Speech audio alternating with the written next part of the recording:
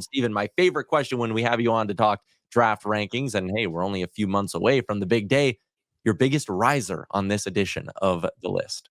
Well, first off, it was cool to see that Jackson Blake signed with Carolina today. He's one of my favorite prospects, and he's up for the Hobie Baker, and the Hurricanes just announced that a few minutes ago. But when it comes to who's really moved up in the rankings for me, it's Teddy Stiga. And you see him with the U.S. National Team Development Program this year, putting up very good numbers, both against USHL competition in Europe and against college teams.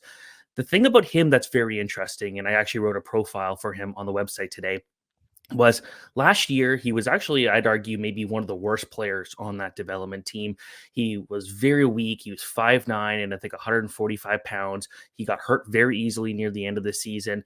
And he kind of took that as an opportunity over the summer to just kind of physically build out his profile a little bit, because you could see the talent was there, but he was struggling keeping up with guys. He wasn't strong enough to win those battles, and that really bothered him. He's 5'11". He's 175 pounds now, so a bit more of a manageable size for a draft prospect. Still not big. But the thing that stands out to me is he could play with just about anyone. He has played with James Haggins. He's played with Camille Benderek. He's played with so many good players on this team. And every time, it's kind of like with Oliver Moore last year. Different style player, but with Moore, it didn't seem to matter who he played with, whether he was on the second line, whether he was on the third line or the fourth line. He always found ways to impress because of his work ethic. And that's what we're seeing with Stiga here. And it's interesting because NHL Central Scouting had him listed at the start of the year as a 6th or 7th round pick. That's W ranking on their list. Now we're looking at a guy that a lot of scouts are saying maybe he goes 25th, 26th, or 27th overall. As high as that. I have him going 27th. I think he's a first round talent because he's just a buzzsaw type of player. One scout told me every team needs a guy like Teddy Stiga. So I like him. He's going to be going to the NCAA next year, and I think that'll be a good opportunity for him to continue bulking out and maybe become a little stronger. I got to ask you, Stephen, about Tij Iginla. Some people have him as high as 6th on some of the rankings that I see. I love going to elite prospects and teeing up your rankings as well as everyone else's. But where do you have him, and where's the highest you can see him going? I know the Calgary market's going to be listening to this. So I have him at number 11, but it's really close. Like, I spent a long time kind of deciding who 7th, 8th, 9th, 10th, 11th would be. I could say he goes as high as 5th or 6th. Obviously, yeah, a lot of Flames fans, a lot of Habs fans are talking about him right now. Iginla is a guy that just loves having the puck on his stick. And we saw that at the CHL Top Prospects game where he was one of the best players in that game. I don't think he actually got a point. It seemed like anytime he would do something, his line mates just couldn't keep up or just weren't in the right spot. And in a game like that, everyone's kind of just playing a different role than usual. So that happens. But you see the numbers this year. He's a shooting machine. He gets so many goals. He's been just good in kind of every scenario this year. And I've said this before, but he played with Seattle last year. He was in a situation where he was deep in the lineup, couldn't really prove himself.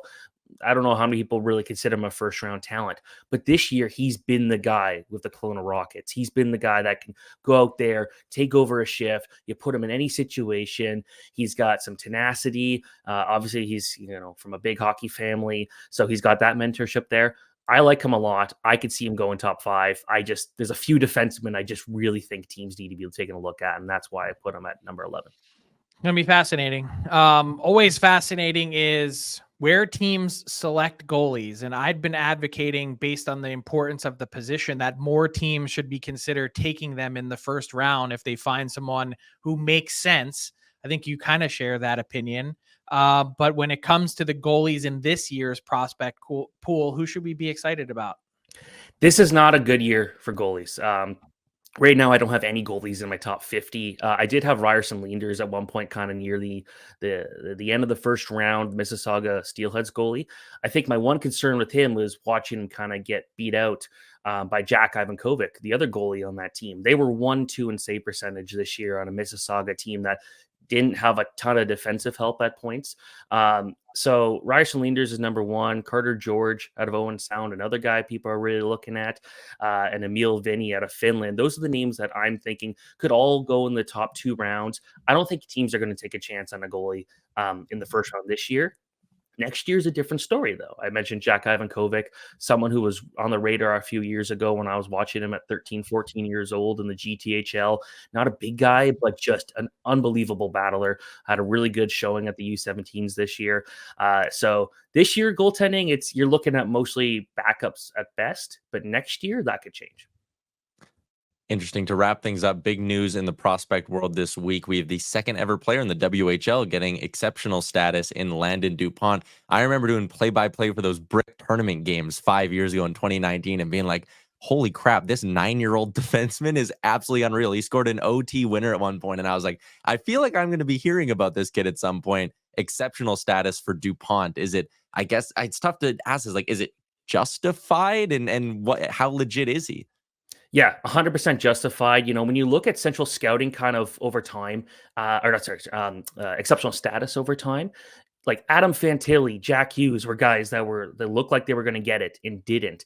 So they've been very, selective on who they pick. So when a guy gets it, people notice. I know you look at Sean Day as kind of the example of a guy that probably didn't deserve it when you look back at it, but watching him play against the U16 competition as an underage player, yeah, it was time for him to go to the OHL. He was physically way ahead of everybody. Same thing with Aaron Ekblad.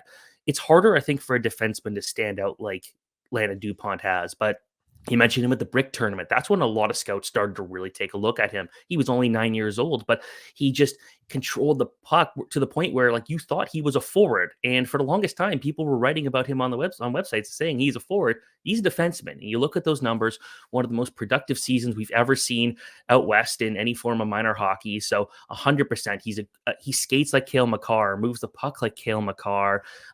Physically, I think there's still some room to grow, but he's 14 years old. So yeah, you would expect that. Landon Dupont, get ready to hear his name. I liked his dad, watching him play at the Spangler Cup for years, Mickey Dupont. But Landon Dupont, he's going to be an NHL star that's going to be chasing Norris trophies one day.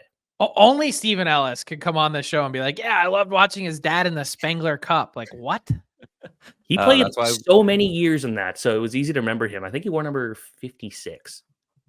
That is why we bring you on, Stephen Ellis. Thanks for doing this. Thanks so much. What's up, hockey fans? If you enjoyed that video, then you need to be hitting the subscribe button right here at Daily Faceoff. Exclusive interviews and analysis from our hockey insider Frank Seravalli, fantasy updates from Brock Sagan, and a daily live show at noon Eastern, Monday through Friday. You don't want to miss any of the fantastic content, so hit that subscribe button.